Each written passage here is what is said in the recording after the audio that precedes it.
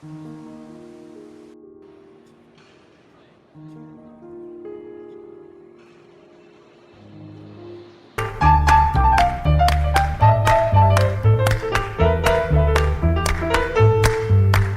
everyone and welcome to the video. Now before we talk about the cultural capital of Taiwan and its abundance of temples, please ruffle your feathers just like this bird is doing, hit that subscribe button, hit that notification bell, and don't miss out on any of our content. Now Tainan boasts a significant amount of temples and towers, so first we're going to give you a quick overview of what we visited and then talk a bit more in detail about some of them. Alright, let's go. So first up is Confucius Temple. Then we have the Great South Gate, the Temple of the Five Concubines, the Fa Temple, the Kongxia Temple / Museum, Lady Lingshui's Temple, Dongyue Temple, Tiantan Tiangong Temple, the God of War Temple, Last Xikang Tower or Fourth Provincia. Now that you have the overview and you're chilling like these turtles, let's get into it. Now first up is the Confucius Temple, obviously devoted to Confucius. It was originally built as both a temple and an academy, and to this day still performs Confucian ceremonies. Now the main hall, as you can see when we were there, was under construction, but the side halls offer plenty of things to see, such as these steles of each of the Confucian disciples, as well as some presentations on ancient pottery and, well, basically pots, clothing, and musical instruments, which is a very nice collection and it's actually very pretty. Now not only is the inside very impressive, the outside houses a beautiful pond and a beautiful garden, which is also definitely worth having a good walk around in. Now the Temple of Five Concubines is obviously dedicated to 5 concubines, but not only that, it is also the burial site of a Ming prince who during the Qin invasion actually committed suicide, and thus his 5 concubines decided to do the same. Now the main attraction for us is actually the garden around the temple. The garden is beautiful and well maintained.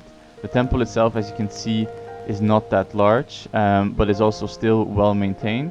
And behind it you can find the actual burial site in the form of an ancient Chinese mound, which is also very nice.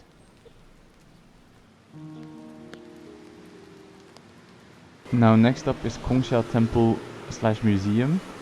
Kongxia was a Ming Dynasty general who won a great many victories against the invading Qing and therefore is considered somewhat of a hero in Taiwan. Now the temple itself is relatively simple, but well maintained and leads into a single shrine, obviously devoted to Kongxia.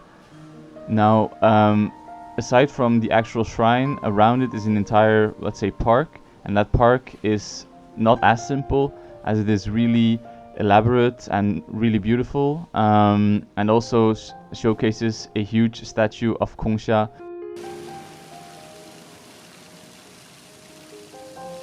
And is a very nice place to just stroll around in and relax a bit and enjoy the good weather if you're so lucky to get it.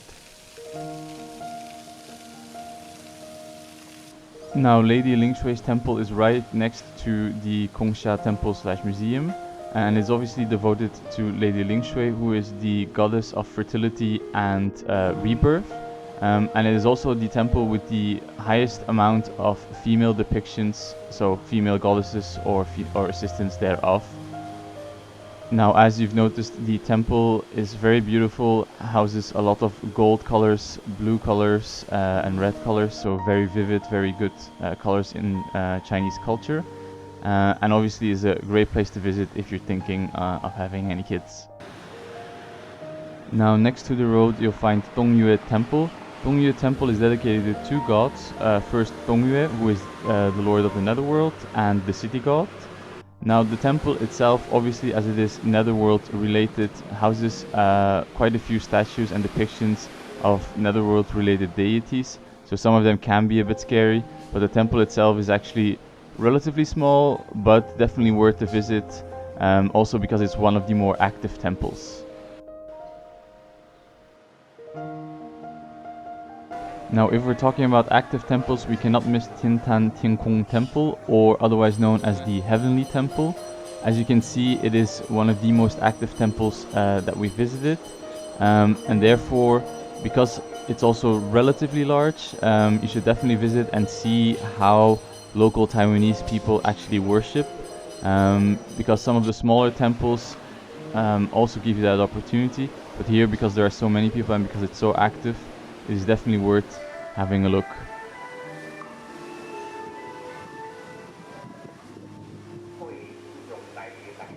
Now, one thing to note about this temple is that as it becomes darker, actually I think this temple becomes even more beautiful given the various lights and activities that are going on all the time, especially with the music in the background. This is actually an amazing temple to visit, and it's probably a must-see in Tainan.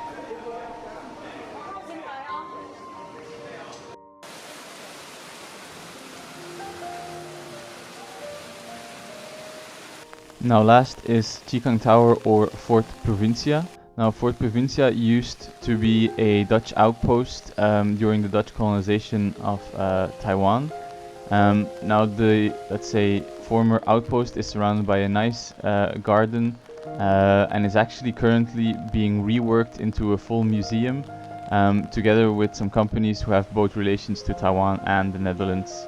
Now the Dutch heritage can mostly be found on the interior, as the exterior is pretty Asian in design, such as these vase-like doors which indicate safety, and the stairs being still in the old Dutch colonial style. So thank you all for watching. Please like, share and subscribe to our channel, and we'll see you on the next one.